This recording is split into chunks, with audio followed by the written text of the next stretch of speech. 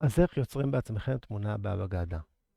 אנחנו נכנסים לכאן, עצבו בעצמכם, אפשר לבחור פה 3, 4, 5 או 6 אותיות, או כאן, עצבו בעצמכם. נניח שאנחנו רוצים לכתוב את המילה אמא ולהוסיף תמונה של המשפחה שלנו.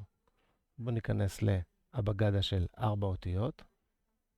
יש לנו כאן את האזור הזה שבו אנחנו יכולים לשחק, לראות את האותיות השונות, לראות מסגרות שונות ולהעלות את התמונה שלנו. אחרי שנשחק ונתרשם ונחליט איזו תמונה אנחנו רוצים, נצטרך לבחור כאן האם אנחנו רוצים כולל רקע, איזה מסגרת ואיזה תמונות אנחנו רוצים להעלות משלנו.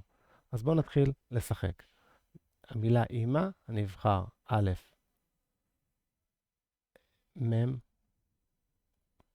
וא', כל אחת מהתמונות אפשר בצבעוני או בשחור לבן, ותמונה של המשפחה שלי, ואני בוחר מסגרת לבנה, אני יכול להחליף אותה למסגרת עץ, ואם אני מרוצה מהתוצאה, אני יכול להתחיל את ההזמנה. האותיות שבחרתי כבר ייכנסו אוטומטית להזמנה, אבל כאן אני צריך לבחור האם אני רוצה גלויות בלבד, או כולל רקע ומסגרת.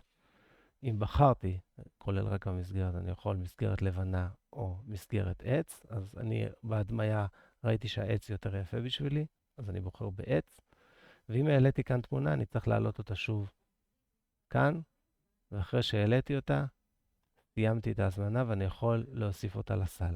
אז כמו שאמרנו, בצד ימין יש לנו את מגרש המשחקים, שבו אנחנו בוחרים אותיות, מתרשמים מהצבעים של המסגרות, ואת הצד שמאל, שבו אנחנו בוחרים האם אנחנו רוצים גלויות בלבד, או מסגרת, באיזה צבע המסגרת, וגם מעלים את התמונה שלנו מחדש.